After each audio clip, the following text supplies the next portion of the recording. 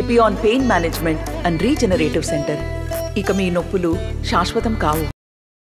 మీరు మీ కుటుంబ సమేతంగా అందరూ కూడా రేపు ఎలక్షన్లలో, పార్లమెంట్ ఎలక్షన్లో నరేంద్ర మోదీ ప్రధానమంత్రి కావడానికి మా డీకే అరుణమ్మకి గుర్తైనటువంటి కమలం పువ్వు గుర్తు కొట్టాలని ముందుగా మీకందరూ కూడా నేను రిక్వెస్ట్ చేస్తూ, నిన్న వంశీ చంద్రారెడ్డి గారి యొక్క నామినేషన్ వేయడానికి మన యొక్క సీఎం గారు రేవంత్ రెడ్డి గారు రావడం జరిగింది. వారు మాట్లాడిన మాటలు చూస్తుంటే, వంశీ చంద్రారెడ్డి మాట్లాడుతున్నాయి చూస్తున్నట్లయితే ఆ రేవంత్ రెడ్డికి ఉన్న విలువ కూడా మొత్తం గంగలో కలిసినట్టున్నది. ఏం మాట్లాడుతున్నారో, రాజకీయ పరిజ్ఞానం ఉండి మాట్లాడుతున్నారో, రాజకీయ పరిజ్ఞానం లేకుండా మాట్లాడుతున్నారో, మరి మేము చదివిన వ్యక్తులు అంటారు వీళ్ళు. అసలు వీళ్ళకి చట్టాల మీద అవగాహన ఉందా, కాన్స్టిట్యూషన్ మీద అవగాహన ఉందా? అసలు ఇదంతా చూస్తుంటే అసలు ఈ వంశీచంద్ర రాజకీయాలకే ఖాబీలు లేడు, ఈ పార్లమెంట్ రాజకీయాలకే ఖాబీలు లేడని నేను చెప్పదలుచుకున్నా. ఏం మాట్లాడుతున్నాను ఆయన? నువ్వు మాటి మాటికి డీకరణం దొరసానట, గద్వాల గడి నుండి వచ్చిందట. కొద్దిగా కామన్ సెన్స్ ఉందా అని చెప్పి నేను మనవి చేస్తున్నా. ఒక ఆడవాళ్ళ మీద ఏ విధంగా మాట్లాడలేదు పక్కన ఉన్న రేవంత్ రెడ్డి సీఎంగా, ఒక సీఎం కూర్చున్న వ్యక్తి ఆయనకు చెప్పనికి రాదా? మరి వంశీ చంద్రారెడ్డి నోటి నుండి వస్తున్న మాట రేవంత్ రెడ్డి చెప్పిస్తున్నాడు అన్నట్లుగా అర్థమవుతున్నది. నేను అడుగుతున్నా ఈరోజు, అరే నీకు కామన్ సెన్స్ ఉంటే చెప్పాయా? మరి మీ రేవంత్ రెడ్డి యాడ్ నుండి వచ్చిండు, కలవకుర్తి ఇడిచిపెట్టి ఈడొచ్చేందుకు ఓటు చేసిండు. మరి ఒకసారి ఈడ ఓడగొట్టిండు కదా జనాలు. మరి గెలిచి ఈయనుంటే కదా సీఎం అయింది. మరి ఇదే రేవంత్ రెడ్డి మరి చేయలేకపోయి ఎంపీందుకు నిలబడిండే? నీవెక్కడి నుండి వచ్చినావు? అసలు నీవు ఈ పార్లమెంట్ సంబంధమా? డీకేఆర్ అయితే ఇంతకుముందు ఈ పార్లమెంట్లో పోటీ చేసింది, ఈ ధనవాడలో చదివింది, పెరిగింది, ఆమె తల్లిగారు ఊరు ధనవాడ. ఏం మాట్లాడుతున్నారు అర్థం పర్థం లేకుండా? కనీసం తెలివి పెట్టుకొని మాట్లాడండి. ఇంకో మాట్లాడుతున్నాడా, ఇంకో మాట మాట్లాడుతున్నా. ఏమంటారంటే పాలమూరు రంగారెడ్డి జిల్లాకు ఈమె ఉపాధ్యక్షురాలు ఉండి జాతీయ హోదా తేలేడట. 87,500 ఎకరాలకు నీళ్ళు రావాల్సింది 30,000 ఎకరాలకు కూడా ఈరోజు నీళ్ళు వస్తలేదు. మేము ఎన్న నుండో కొట్లాడుతున్నాం. మా డీకేఆర్నమ్మ కూడా లాఠీ చార్జ్ అయింది. ఆ మీద భారతీయ జనతా పార్టీ కూడా మీకు తెలుసు దీక్షలు చేసిండు, ఆమరణ నిరాహార దీక్షలు రవీంద్రనాథ్ రెడ్డి గారు, నేను అందరం కూడా చేసి. అరే ఎట్లొస్తుంది ఇది? ఆ యొక్క శ్రీశైలం దగ్గర మేము ముందే చెప్పిన, అయ్యా నాయన ఎస్ఎల్బీసీ ఉంది, కలవకుర్తి ఉంది, దిండి ఉంది, పోతిరెడ్డిపాడు ఉంది. ఆ యొక్క ప్రాజెక్ట్ అది ఏదైతే శ్రీశైలం ప్రాజెక్ట్ ఉందో అది కేవలంగా అక్కడ వచ్చిన భక్తులకు స్నానం చేయడానికి, విద్యుత్ శక్తి తయారు చేయడానికి ఉండదు తప్ప అది అగ్రికల్చర్ ప్రాజెక్ట్ కాదు.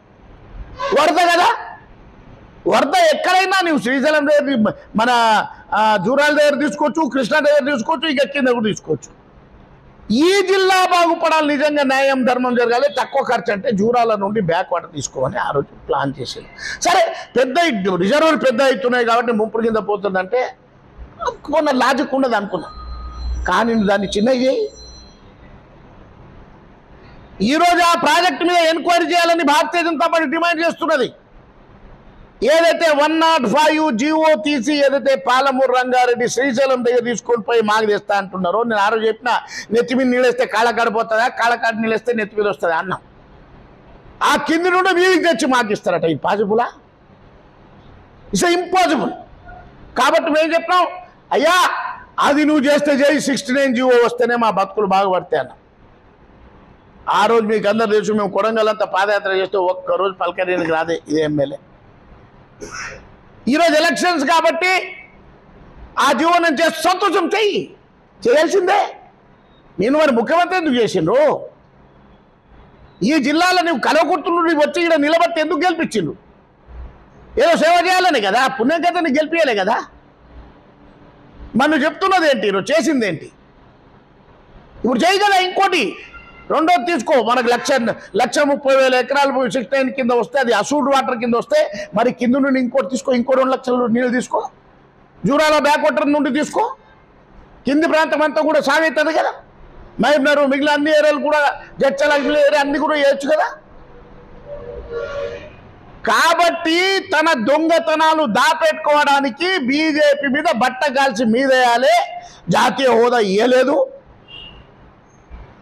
అరే నాయనా, ఈ జిల్లాలో ప్రాజెక్టులు పూర్తి చేయడానికి భారతీయ జనతా పార్టీ 2,200 కోట్ల రూపాయలు ఇచ్చింది. భారతీయ జనతా పార్టీ ఈ జిల్లాలో ప్రాజెక్టుల కోసం పోరాడిన పార్టీ ఏదైనా ఉందా అంటే అది భారతీయ జనతా పార్టీ. మీరు ఏడబుట్టినరా నాయన, రాజకీయాలన్నీ లేనప్పటి నుండి ఫైట్ చేస్తున్నారు. ఇంకో విషయం చెప్పాడు, 10,000 కోట్ల రూపాయలతో మేము అభివృద్ధి చేస్తాం. మేము వద్దన్నమా?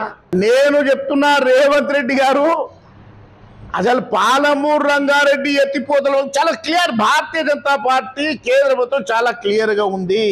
వరద జలాలతో ఏ ప్రాజెక్ట్, ఏ ఎత్తిపోతల పథకాలు తీసుకున్నప్పటికీ జాతీయ హోదా ఇవ్వబడదని ఇంతకుముందు కూడా చెప్పినా, ఇప్పుడు కూడా చెప్తున్నా. ఇంతకుముందు అప్పర్ భద్రకి ఇచ్చినటువంటి జాతీయ హోదాని రిటర్న్ తీసుకోవడం జరిగింది.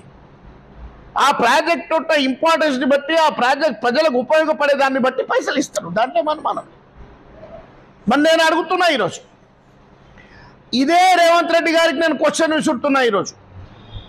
అయ్యా నువ్వు జవాబి, పాలమూరు రంగారెడ్డి జీవో 72 2014లో వచ్చింది. అదే పాలమూరు రంగారెడ్డి జీవో 105 అది 2015లో కేసీఆర్ గారు తీశారు. 72 జీవో ఏమో జూరాల బ్యాక్ వాటర్ నుండి తీసుకొని వచ్చి కోయల్ సాగర్ నుండి పద్మారావు వరకు తీసుకొని పోవాలని చెప్పేసి ప్లానింగ్ ఉండింది. ఇదే రేవంత్ రెడ్డి గారు, ఇదే సారెడ్డి వీళ్ళంతా కలిసి ఆ రోజు జిల్లా పరిషత్లలో లొల్లి లేపితే, ఇక్కడ నేను చేయనిస్తాను, ఇక్కడ చేయడానికి వీలు లేదంటే 8 రోజుల్లో మరి శ్రీశైలం దగ్గర పోయిందే.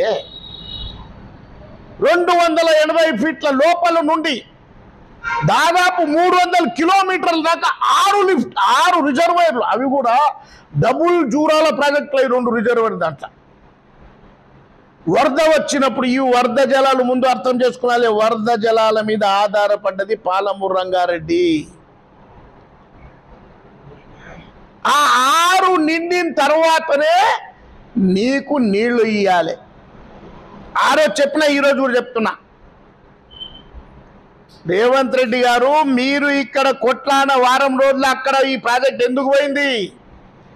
నీవు అక్కడ ఉన్న కాంట్రాక్ట్ కుమ్ముకై ఎన్ని కోట్ల రూపాయలు, ఎన్ని వేల కోట్ల రూపాయలు తీసుకున్నావు చెప్పు. అసలు దీని మీద అసలు నీ రహస్యం ఏంటి? ఈ జిల్లాకు నీళ్ళు రాకుండా అక్కడ ఎందుకు తీసుకొని పోయిండ్రు? నీళ్ళకి ఎట్లా వస్తుంది నీళ్ళు? ఆర్డిఎస్ అసలు నదినే పక్కన మళ్ళిస్తే ఆర్డిఎస్ అలంపూర్కు రాదు.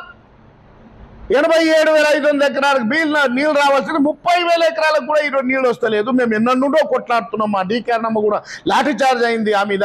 భారతీయ జనతా పార్టీ కూడా మీకు తెలుసు దీక్షలు చేసిండు, ఆమరణ నిరాహార దీక్షలు రవీంద్రనాథ్ రెడ్డి గారు, నేను అందరం కూడా చేసి. అరే ఎట్లొస్తుంది ఇది? ఆ యొక్క శ్రీశైలం దగ్గర మేము ముందే చెప్పిన, అయ్యా నాయన ఎస్ఎల్బిసి ఉంది, కలవకుర్తి ఉంది, దిండి ఉంది, పోతిరెడ్డిపాడు ఉంది. ఆ యొక్క ప్రాజెక్ట్, అది ఏదైతే శ్రీశైలం ప్రాజెక్ట్ ఉందో అది కేవలంగా అక్కడ వచ్చిన భక్తులకు సాయం చేయడానికి, విద్యుత్ శక్తి తయారు చేయడానికి ఉండదు తప్ప అది అగ్రికల్చర్ ప్రాజెక్ట్ కాదు. 2,500 రూపాయలు మహిళలకు ఎందుకు రాలే? నిరుద్యోగులకు భృతి ఎందుకు రాలే? ఇంకో కొత్త మాట ఇప్పుడు ఏం తెలుసా? రేపు గెలుస్తే ముదిరాజు బిడ్డని మినిస్టర్ చేస్తాడంట. అంటే గెలవకుంటే ముదిరాజులని కూడా ఓట్ల కింద లెక్క కడుతున్నారు. ఇన్ని రోజులు మైనారిటీలని ఓట్ల కింద లెక్క కట్టి, ఇగో బీజేపీ పాము వస్తుంది, బీజేపీ పాము వస్తున్నది, ఈ హిందువులు వస్తారు, మీరు చంపుతారు అన్నారు. ఇప్పుడు ముదిరాజులకు బలి చేయాలని ప్రయత్నం చేస్తున్నారు. ముదిరాజులు ఎవరు తయారు లేరు. ముదిరాజులో ఈరోజు టైగర్ అయినటువంటి మా యొక్క ఈటల రాజేందర్ రేపు పార్లమెంట్ గెలుస్తున్నాడు. ఆయనని అరే Bharatiya Janata Party all India executive member చేసి ఎలక్షన్ క్యాంపెయిన్ చైర్మన్ మేము చేస్తాం. మేము ఎందుకు చేయాలి మరి? నీ మినిస్టర్ చేసినప్పుడు చేయకుండా ఇప్పుడు చేస్తాడట. ఈ 6 గ్యారెంటీల విషయంలో మొన్న ఏమైంది? తుక్కు కూడా లేవన్నాడు. 17 మంది ఎంపీలను గెలిపిస్తే 6 గ్యారెంటీ ఇస్తారట.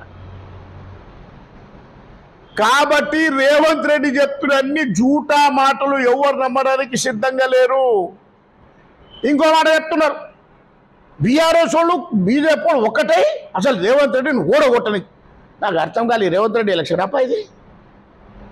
ప్రజలు ఆలోచన చేయాలి. రేవంత్ రెడ్డికి డీకేఆర్కి పోటీ ఉన్నదా? రేవంత్ రెడ్డికి లేకుంటే నరేంద్ర మోదీకి పోటీ ఉన్నదా? రేవంత్ రెడ్డి ఎన్నికలు లేవిడా. ఇప్పుడు ఎన్నిక జరుగుతున్నది, నరేంద్ర మోదీని ప్రధానమంత్రి చేయాలా లేదా అనే సమస్య. నరేంద్ర మోదీకి ఎవరైనా పోటీ ఉన్నాడో చెప్పరా నాయన? రేవంత్ రెడ్డి నేను అడుగుతున్నా, చెప్పు. మీ ప్రైమ్ మినిస్టర్ ఎవరో చెప్పు, పేరు చెప్తారా?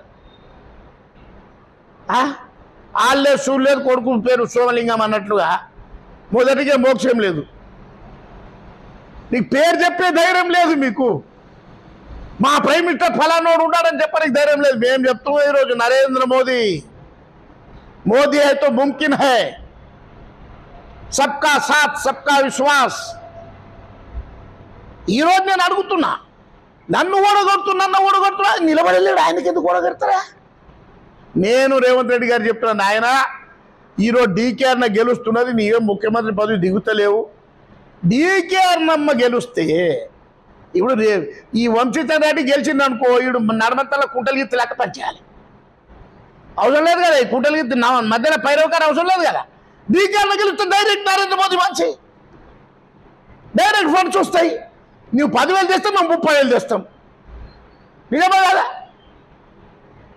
కాబట్టి మన జిల్లా బాగు కావాలి, మన జిల్లా అభివృద్ధి కావాలి, అన్ని ప్రాజెక్టులు సక్సెస్ కావాలంటే మనకు డీకేఆర్ నమ్మ నరేంద్ర మోదీ శిష్యురాలైనటువంటి డీకేఆర్ నమ్మ కమలం గుర్తు కొట్టేయాల్సిన అవసరం ఉంది.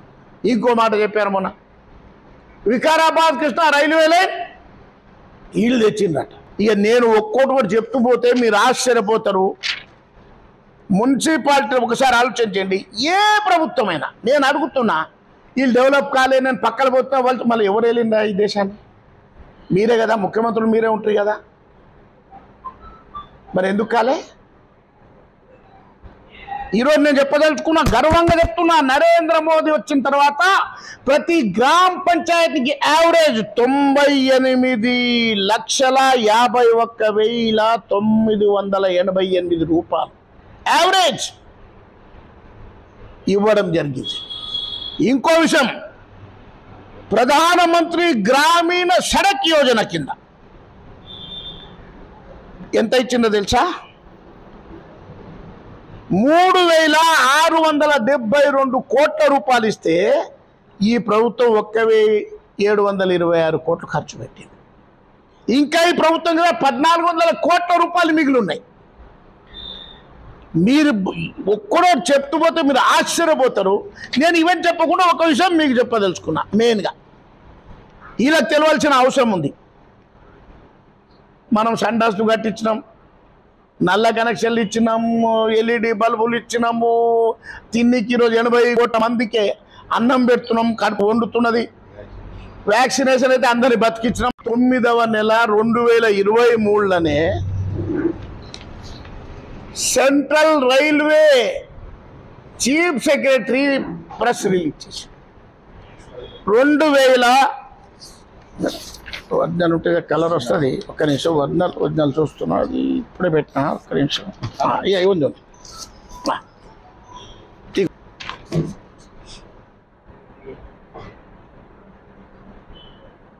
2,193 కోట్ల రూపాయలు వికారాబాద్ కృష్ణా రైల్వే లైన్ కోసం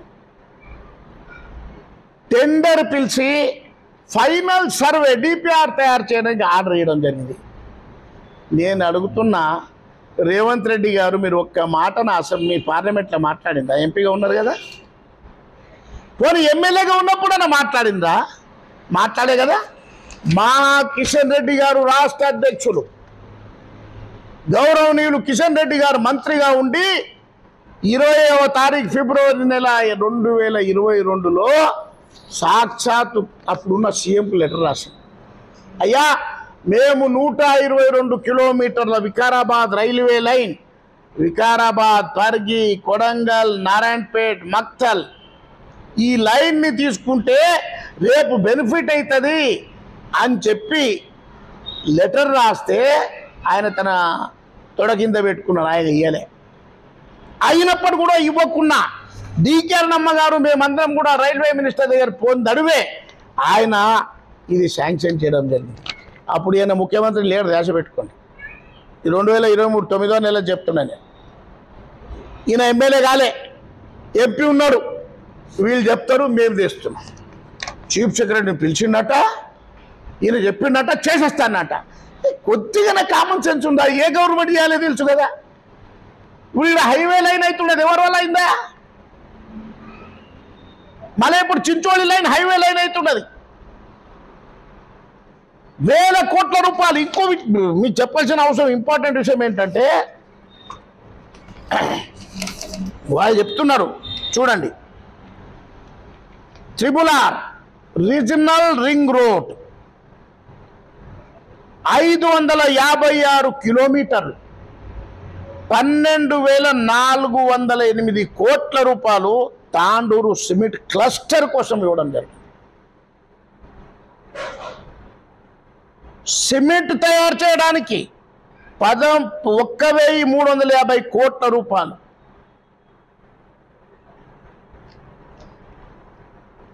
మొత్తం మీరు ఆశ్చర్యపోతారు, సెప్టెంబర్ నెలలో 15,944 కోట్ల రూపాయలు ఈ యొక్క సర్కిల్ డెవలప్మెంట్. అప్పుడే బాబులు వేలేమా హైదరాబాద్లో లుంబిని పార్క్ దగ్గర, చాట్ దగ్గర, గోకుల్ చాట్ దగ్గర, మస్జిద్ల దగ్గర ఎన్ని ఘర్షణలు అయిపోయినాయి. దేశంలో ఎన్ని రోజుల పేర్లు మీకు తెలుసు, ఎంతమంది జమ్మూ కాశ్మీర్లో చంపబడ్డారో మీకు తెలుసు. మరి నరేంద్ర మోదీ వచ్చిన తర్వాత ఒక్క బాంబు పేలుడు అది అయిందా? బాంబు పేలుడు అయినోని పెట్టిండ్రా? జమ్మూ కాశ్మీర్ 370 ఆర్టికల్ ఎట్లా చూస్తాం రక్తం పని. నేను నిజంగా జైలు పోయి వచ్చిన. మా దోడా జిల్లాలో మన పున్నంచల్ లావుటి కూడా వచ్చింది, దోడా జిల్లా ఉద్యమం. ఒక్కడన్నా సచ్చినావా?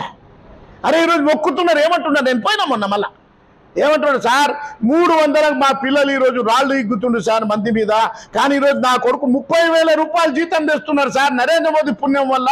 మేము ఈరోజు నరేంద్ర మోదీ కొడుతాం. ముస్లింలు అండి, హిందువులు కాదు, ముస్లింలు. తిండికి లేకుండా అలమటించే వాళ్ళు తెలుసా. కాబట్టి నరేంద్ర మోదీ హైతో ముమ్కినే. మేము అయోధ్యకు పోయినాం, అయోధ్యలో జైలు గడిపి వచ్చినాం, 400 కిలోమీటర్లు నడుచుకుంటూ పోయినాం, 600 మంది ఈ జిల్లా నుండి పోయినాం. राम लला हम आएंगे मंदिर वही बनाएंगे नम बराबर नरेंद्र मोदी వచ్చి మందిర్ बनाइచ్చిండా లేదా? కాబట్టి జనాలు ఏమంటున్నారు ఈరోజు, రామ్ కో జో లాయే హై ఉస్కో హమ్ లాయేంగే. మీ చరిత్ర చెప్పండి.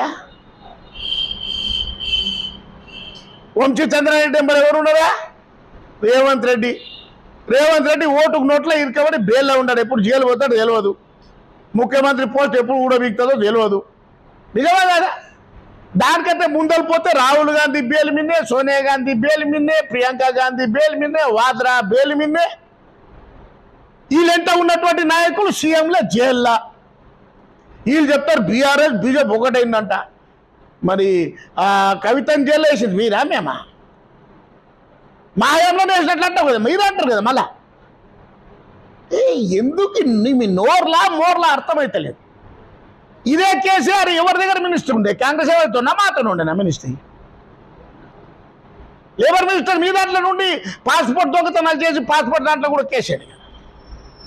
కాబట్టి భారతీయ జనతా పార్టీ నిప్పు లాంటి పార్టీ, కలమషం లేని పార్టీ, కరప్షన్ గ్రోత్ చేసే పార్టీ, దొంగలను జైల్లో పంపించే పార్టీ, ఈ దేశ రక్షణ కోసం పాటుపడే పార్టీ, ప్రజల హితం కోసం ప్రజల మాన ప్రాణ ధనాలు కాపాడడానికి పనిచేసే పార్టీ.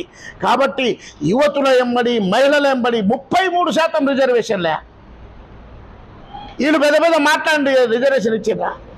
బిల్లు తెచ్చినాం 33%. రేపు ఎమ్మెల్యే ఎలక్షన్ వస్తే 33% మహిళలే రేపు ఎమ్మెల్యే అవుతారు. ఈ మహిళల మీద వీళ్ళకు ఎంత ఘమండిగా మాట్లాడుతూ వంశీచంద్రారెడ్డి రేపు మహిళలే ఇంక బుద్ధి చెప్తారు. ఒక్క మహిళ ఆయన కోట్ల దశ పెట్టుకోండి. ఒక్క ఎకరకు నరేంద్ర మోదీ ఇస్తున్నది 24,632 రూపాయలయా? చెప్పండి నాకు. స్వతంత్రం వచ్చినప్పుడు ఏ మొగోడన ఇంత ఇచ్చిండా ఒక్క ఎకరకు? మళ్ళా పనిముట్ల మీద సబ్సిడీ ఇవన్నీ వేరే.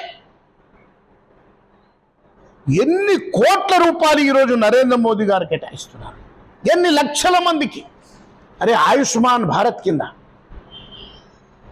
ఈరోజు 5 లక్షల రూపాయలు మేము ఇస్తాం నాయన, ఫ్రీగా ట్రీట్మెంట్ చేస్తామంటే మాకు అవసరం లేదన్నారు కదా ఈ బీఆర్ఎస్ నాయకులు. అవసరం లేదన్నారు కాదు, ప్రజలు కూడా అవసరం లేదు ఇంటికి పోన్నారు. పంటల బీమా పథకం పెడితే కూడా అమలు చేయలే. జనరిక్ మెడిసిన్ మీరు ఆశ్చర్యపోతారు, బయట రూపాయికి దొరికే ట్యాబ్లెట్ జనరిక్ మెడిసిన్లో పోతే 25 పైసలకు దొరుకుతున్నాయి. ఈరోజు మొత్తం 1500 జనరిక్ మెడిసిన్ షాపులు తెరవడం జరిగింది. మీరు ఏ రంగాన్నైనా తీసుకోండి.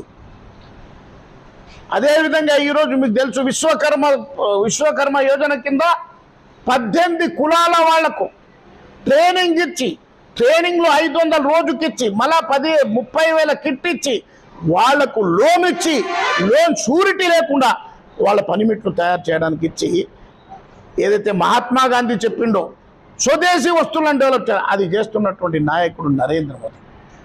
ఈరోజు నేను అడుగుతున్నానే, ఒక్కసారి మా చరిత్ర చూడండి, వాళ్ళ చరిత్ర చూడండి. ఈరోజు డీకే వెంబడి ఎవరు ఉన్నారా? డీకే గెలిస్తే ఎవరైతారా ప్రధానమంత్రి? నరేంద్ర మోదీ కదా. నరేంద్ర మోదీ ఒక్క కరప్షన్ ఛార్జ్ అయినా ఉందా? నరేంద్ర మోదీ అటు చంద్రమండలం నుండి తీసుకొని ఇంట్లో కుండల వరకే బియ్యం వరకు ఆలోచన చేస్తున్నాడు. కడుపులో ఉన్న పిల్లగాన్ని కూడా పౌష్టికాహారం గురించి ఆలోచన చేస్తున్నాడు. పనిచేస్తుంటే 6 నెలలు ఆమెకి లీవ్ ఇస్తున్నాడు. హైవేల గురించి ఆలోచన చేస్తున్నాడు, నదుల అంచనం గురించి ఆలోచన చేస్తున్నాడు. ఈ జిల్లాకు ఎయిర్పోర్ట్ ఇస్తానని జగ ఇయ్యలే. ఈ జిల్లాకు సైనిక్ స్కూల్ ఇస్తాను నారాయణపేటలో జగ ఇయ్యలే. ఈ జిల్లాకు 5,000 గోశాల కోసం ఇక్కడ పర్మిషన్ ఇస్తున్నాడు, అది జగ చూపెట్టలే. కాబట్టి నేను కోరుకున్నది ఏమంటే, ఒకే ఒక మగోడు దేశ పెట్టుకోండి. ఈ దేశంలో మన సంస్కృతి, మన సాంప్రదాయాలు, దేశభక్తి. నిన్న ఆయన మాట్లాడి, ఎవరు ఎమ్మెల్యే మాట్లాడు, కాంగ్రెస్ ఎమ్మెల్యే, ఏమంట దేశ సెక్యూరిటీ కోసం పనిచేస్తారట. అరే టుకడే గ్యాంగ్కు సపోర్ట్ చేసేవాళ్ళు, ఈ భారతదేశాన్ని ముక్కలు చేస్తా అన్న వాళ్ళకి సపోర్ట్ చేసేవాళ్ళు, తమ సమావేశంలో భారత మాతకు జై అన్నని వాళ్ళు, వందే మాత్రం కూడా అనలేని పరిస్థితికి వచ్చిన వాళ్ళు, వీళ్ళ ఆ దేశం గురించి మాట్లాడేది. పుల్వామా అటాక్ చేస్తే అసలు దాని సాక్ష్యాధారాలు ఇయ్యమనే వాళ్ళు వీళ్ళ మాట్లాడే దేశం గురించి. ఎలక్షన్ వస్తే 33% మహిళలు రేపు ఎమ్మెల్యే అవుతారు. ఈ మహిళల మీద వీళ్ళకు ఎంత ఘమండిగా మాట్లాడుతూ వంశీచంద్రారెడ్డి, రేపు మహిళలే ఇంక బుద్ధి చెప్తారు. ఒక్క మహిళ ఆయన కోటేరు దేశ పెట్టుకోండి. ఇప్పుడే ఈ రకంగా మాట్లాడుతున్నారు. 33% మహిళలు వస్తే ఏ రకంగా వీళ్ళ వ్యవహారం ఉంటుందో అర్థమవుతుంది. కాబట్టి నేను ప్రజలందరూ కూడా ఏ ఊరు పైన ఒకటే మాట చెప్తున్నారు, సార్ మేము రామబంట అయినటువంటి ఆంజనేయుడు మా యొక్క నరేంద్ర మోదీ గారికి ఓటేస్తాం, నరేంద్ర మోదీ గెలిపిస్తాం, డీకే అరుణని ఇలా గెలిపిస్తాం, ఆమె శిష్యురాలు ఈమె కాబట్టి ఆమెను గెలిపిస్తాం. వాళ్ళంతా దొంగల చేతిలో పనిచేస్తోడు. మన అరుణమ్మ గారు ఈరోజు దేశం కోసం పనిచేస్తున్నది, నరేంద్ర మోదీ కోసం పనిచేస్తున్నది. కాబట్టి ఈమెమ్మడే ఉంటామని చెప్తున్నారు. కాబట్టి మీ అందరితో నేను ప్రజలతో కోరేది ఏంటంటే, ఈ కొడంగల్ నియోజకవర్గంలో మా క్యాండిడేట్ సీఎం ఉండడనో, లేదంటే వాడు బెదిరిస్తారనో, లేదా కేసులు పెడతారనో ఎవ్వరు భయపడాల్సిన అవసరం లేదు. రేవంత్ రెడ్డిని సీఎం చేసుకున్నాం. నాయన నీవు నిధులు ఎంత ఇస్తావు? ఈ డీకే అన్నమ్మకి వెళ్తే ఆమె కూడా నిధులు తీసుకొని వస్తుంది, ఇక్కడ డెవలప్ చేద్దాం. నీ మనిషి ఎంపీ అయితే లాభం లేదు, డబల్ ఇంజన్ సర్కార్ లాగా తయారవుతుంది. అక్కడ బీజేపీ, ఇక్కడ నీవు ఉన్నావు అనుకో, ఆమె వల్ల ఎక్కువ నిధులు వస్తాయి కదా, నీదైతే సీట్ పోదు కదా.